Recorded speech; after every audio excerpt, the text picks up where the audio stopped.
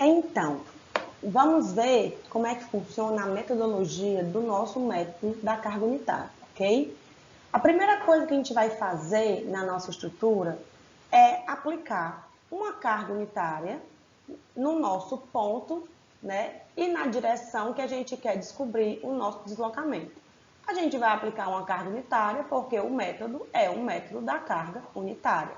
Então, o que a gente vai fazer? Eu tenho aqui um pórtico, por exemplo, e aí eu quero determinar um deslocamento que vai acontecer em um ponto qualquer. Se eu quero encontrar um deslocamento translacional, ou seja, se eu quero saber se esse meu ponto aqui, ele vai se movimentar horizontalmente ou verticalmente, eu vou aplicar uma força unitária no valor de 1 kNm. Se eu quero saber se, por exemplo, esse meu ponto aqui, o centro dessa minha barra, vai sofrer alguma rotação ou inclinação, eu vou aplicar aqui, então, um momento unitário, né, de 1 kNm. Então, sempre que a gente quiser descobrir deslocamentos translacionais, ou seja, para cima ou para baixo, para a direita ou para a esquerda, a gente vai aplicar forças pontuais, né, de 1 kNm.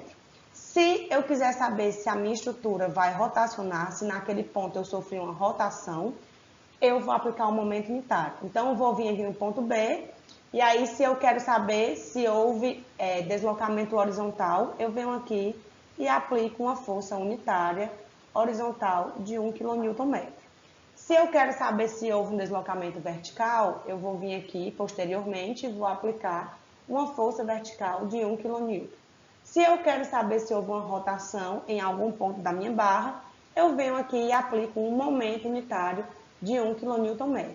Aplico essas cargas unitárias e mantenho a minha estrutura original. Por exemplo, aqui o nosso pórtico permanece com apoio de segundo gênero e com apoio de primeiro gênero. É o mesmo pórtico mostrado anteriormente. E aí eu limpei todo o meu carregamento, ou seja, o meu carregamento de 12, ele estava bem aqui.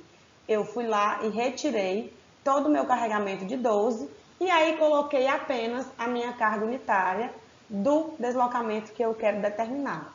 Assim eu faço no pórtico e assim eu também faço na minha viga.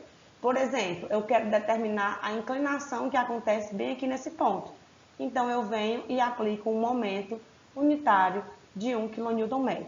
Se eu quiser aplicar, calcular algum deslocamento vertical que aconteça aqui na minha viga, é só eu vir aqui repetir a estrutura, que é um apoio de primeiro, uma rótula, um apoio de primeiro e um apoio de segundo, e aplicar aqui uma carga unitária de 1 kN também, tá? Então, aqui 1 kN, aqui 1 kNm, ok? Então, esse é o nosso primeiro passo. Retiro todo o meu carregamento da minha estrutura, mantenho o meu arranjo estrutural e então eu vou e calculo, aplico a minha carga unitária no ponto e na direção que eu quero determinar o meu deslocamento.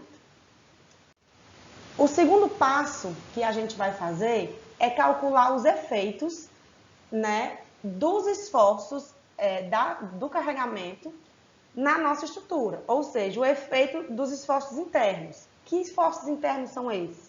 No caso aqui dessa viga, a gente tem um diagrama de força cortante e a gente tem um diagrama de momento fletor.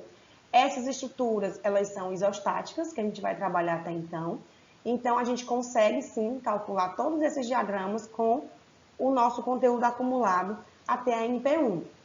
Então, eu vou pegar a minha estrutura original e vou calcular os meus diagramas de esforços internos. São eles força cortante e momento fletor. É o que eu costumo chamar de diagrama real, né? Que é o nosso diagrama da estrutura original. Eu costumo chamar de diagramas reais. O terceiro passo do cálculo do método da carga unitária é exatamente calcular agora os efeitos dos esforços internos devido ao carregamento unitário na estrutura.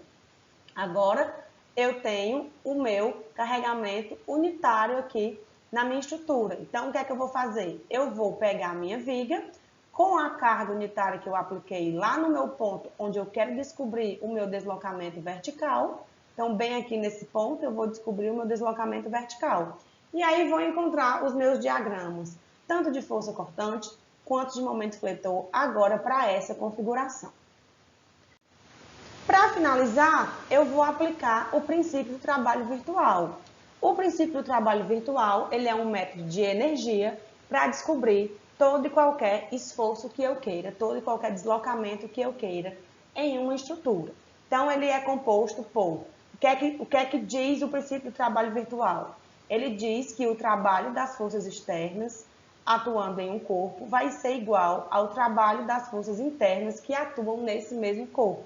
Então, o que é que a gente tem aqui? Nós temos duas parcelas. Nós temos a parcela relativa ao trabalho das forças externas e nós temos a parcela relativa ao trabalho das forças internas.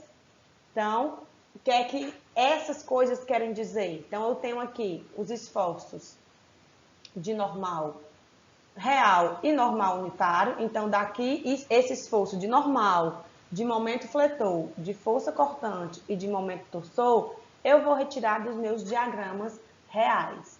E esses esforços aqui de normal U, né, que é o NU, momento fletor U, força cortante U e força momento torsor U, são os nossos esforços internos que vão ser gerados nos diagramas unitários. Então, eu vou ter meu esforço real, o meu esforço unitário, e vou ter aqui embaixo alguns denominadores, né, que são compostos por elementos. O EA, o EI, o GAV e o GJ, ok? Então, mais na frente, no próximo vídeo, a gente vai esclarecer o que é cada uma dessas e vai dar uma relembrada aqui no princípio do trabalho virtual.